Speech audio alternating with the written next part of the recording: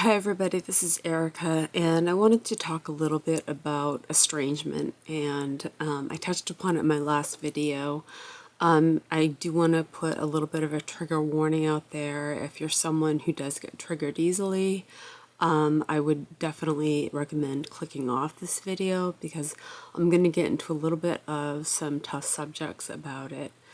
So, 2 months ago, I estranged myself from my mother, and I'm the second child who has done this. My sister also estranged herself from my mother 10 years ago, and it was really kind of against my better judgment to maintain a relationship with her, but I found it very difficult to be the second child that would basically not want contact with her without, basically a pretty solid reason. And estrangement's very tough. My sister was in a different position. She's married and she has a child. I am not. So keeping some sense of family after my father passed was important to me. And so I did keep contact with her. And we were in pretty close contact for about a year. So I had moved back from Boston and I was kind of trying to reestablish myself in the aesthetic space.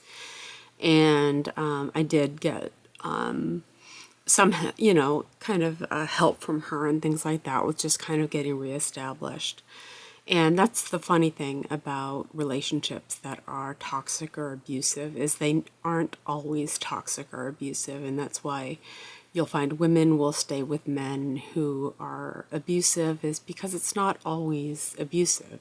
Sometimes it's okay. And sometimes the person is actually very nice. And so that's what I found myself kind of trapped in was that at times she was fine. And at times it was okay. And when she did assault me, that was the breaking point for me. I had grown up in a house of DV, and there was a lot of trauma from that. And so I just wanted to explain that, it was finally a breaking point where I said, no more in my life. I can't have this in my life anymore. And this is going to be a personal choice for everyone. Of course, mother-daughter relationships aren't always perfect. Of course, family relationships aren't always perfect. But you have to draw a line in the sand about what is tolerable and what is not. And for me, it was when someone gets physical with you, it is not a tolerable situation anymore. So it was a really hard decision, even though there were some pretty clear-cut reasons for doing it. So now my father's passed, my sister's estranged herself, and I'm estranged from my mother as well. So I actually have lost my nuclear family, and that is a really tough thing to admit to yourself that you don't have a nuclear family anymore. So I've had to accept that it no longer exists. I've tried to figure out, basically making friends, kind of more of my sense of family than the family that I got. My mother is an adoptive mother. She's not my birth mother. We were just very, very different people throughout my life. And I think we really struggled with agreeing on things and kind of coming to terms on things because we just saw things so differently. And we were such different people. I'm not going to go so far as to say that she is just an evil, downright evil person, but she definitely needs help. And if she's not going to acknowledge that she needs help, I can't be in her life. So that was my decision for the estrangement. Will it last forever? I don't know. It likely will. The only thing that could potentially change it would be if she were to apologize for her actions and she were to seek help for kind of the mental, kind of illnesses that she has that cause her to turn violent very easily. So that would be the only potential there, but I don't see, she's 82 years old, I don't see anything changing. So my life has been different. It has been a little scary to completely estrange myself. I'm not in my sister's position where I have a husband to turn to and I have a child that I'm raising and things like that. And I can say that's my family now. I'm just not in the same position. So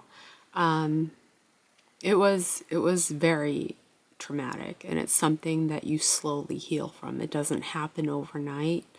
I do get flashbacks. There is some PTSD involved, and it's just something that I'm going to have to work through. Saving graces in my life are working at the spa and, working with people who are very nice and helping them kind of feel better about themselves. Just taking a walk in the morning is a huge relief. These are how I've gotten through kind of an extremely stressful situation. Most people will eventually go through an extremely stressful situation if they haven't already. So you can probably relate, maybe not to, to this family issue, but you can probably relate to times that were very trying in your life. And it's been kind of a constant feeling of being tested and trying to get through those tests and learn from them, and then just kind of slowly heal. It really doesn't happen overnight. So, I guess I wanted to say what I think warrants estrangement. And I'm not putting this on anyone else. This was my personal view on it. And that is when the relationship harms you more than it helps you, when the relationship is chronically toxic, when the relationship has a lot of negative, a lot of negative feedback where you're just feeling like this is something that you are more drained and taken down by than you are being helped by it.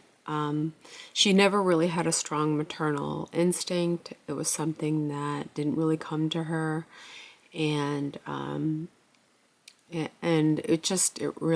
is painful because there were times in her life where she could be a loving mother, but she also could be a highly destructive mother. So I just wanted to touch upon that. I'm not out to trigger anyone, but if you can relate to it, sometimes I think estrangement is necessary. Like sometimes I think divorce is necessary. I don't think it should be the default that we hit when there's, kind of trials in a relationship.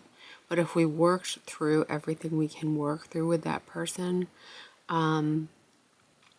it's not really something that it's kind of something that is warranted in the end. So sorry if this video is a little bit all over the place, but I wanted to talk about why I estranged myself from my mother and kind of being familyless now. So it's tricky. So I hope you guys are well. Have a great day.